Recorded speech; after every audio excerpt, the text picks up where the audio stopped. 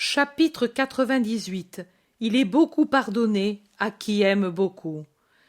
Jésus maintenant me dit: ce qui a fait baisser la tête aux pharisiens et à ses amis, et ce que l'Évangile ne rapporte pas, ce sont les paroles que mon esprit, par mon regard, ont dardées et enfoncées dans cette âme sèche et avide. J'ai répondu avec beaucoup plus de force que je ne l'aurais fait par des paroles, car rien ne m'était caché des pensées des hommes. Et lui m'a compris dans mon langage muet, qui était encore plus lourd de reproches que ne l'auraient été mes paroles. Je lui ai dit: non, ne fais pas d'insinuations malveillantes pour te justifier à tes propres yeux. Moi, je n'ai pas ta passion vicieuse. Cette femme ne vient pas à moi poussée par la sensualité. Je ne suis pas comme toi, ni comme sont tes semblables.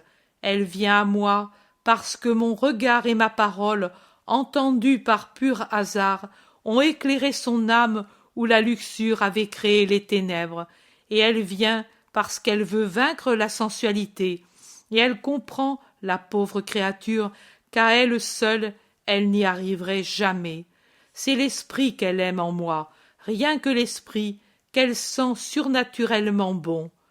Après tant de mal qu'elle a reçu de vous tous, qui avez exploité sa faiblesse pour vos vices, en la payant ensuite par les coups de fouet du mépris, elle vient à moi, parce qu'elle se rend compte qu'elle a trouvé le bien, la joie, la paix, qu'elle avait inutilement cherché parmi les pompes du monde. Guéris-toi de cette lèpre de l'âme, pharisien hypocrite, sache avoir une juste vision des choses, quitte l'orgueil de ton esprit et la luxure de ta chair. Ce sont des lèpres plus fétides que les lèpres corporelles. De cette dernière, mon toucher peut vous guérir parce que vous me faites appel pour elle, mais de la lèpre de l'esprit, non, parce que de celle-là, vous ne voulez pas guérir, parce qu'elle vous plaît. Elle le veut, et voilà que je la purifie, que je la franchis des chaînes de son esclavage. La pécheresse est morte. Elle est là, dans ces ornements qu'elle a honte de m'offrir, pour que je les sanctifie en les consacrant à mes besoins et à ceux de mes disciples, pour les pauvres que je secours avec le superflu d'autrui. Parce que moi, maître de l'univers, je ne possède rien maintenant que je suis le sauveur de l'homme. Elle est là dans ce parfum répandu sur mes pieds, humiliée comme ses cheveux sur cette partie du corps que tu as négligé de rafraîchir avec l'eau de ton puits après tant de chemin que j'ai fait pour t'apporter la lumière à toi aussi. La pécheresse est morte, et Marie est revenue à la vie, redevenue belle comme une fillette pure par sa vive douleur, par la sincérité de son amour. Elle s'est lavée dans ses larmes. En vérité, je te dis, ô pharisien, qu'entre celui qui m'aime dans sa jeunesse pure et celle-ci qui m'aime dans le sincère regret d'un cœur qui renaît à la grâce, moi je ne fais pas de différence, et à celui qui est pur et à la repentie, je confie la charge de comprendre ma pensée comme nulle autre, et celle de donner à mon corps les derniers honneurs et le premier salut, je ne compte pas le salut particulier de ma mère, quand je serai ressuscité. Voilà ce que je voulais dire par mon regard aux pharisiens. Mais à toi, je fais remarquer une autre chose, pour ta joie et la joie d'un grand nombre. À Béthanie aussi, Marie répéta le geste qui marqua l'aube de sa rédemption. Il y a des gestes personnels qui se répètent et qui traduisent une personne comme son style. Des gestes uniques.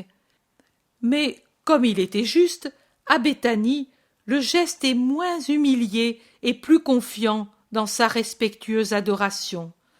Marie a beaucoup cheminé depuis l'aube de sa rédemption. Beaucoup. L'amour l'a entraînée comme un vent rapide vers les hauteurs et en avant.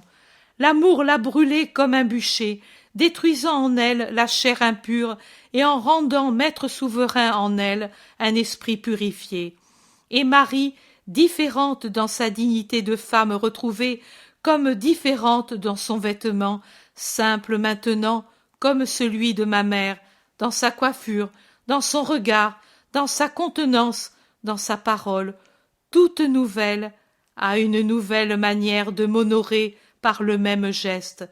Elle prend le dernier de ces vases de parfums, mis en réserve pour moi, et me le répand sur les pieds, sans pleurer, avec un regard que rendent joyeux l'amour et la certitude d'être pardonné et sauvé, et sur la tête. Elle peut bien me faire cette onction et me toucher maintenant la tête.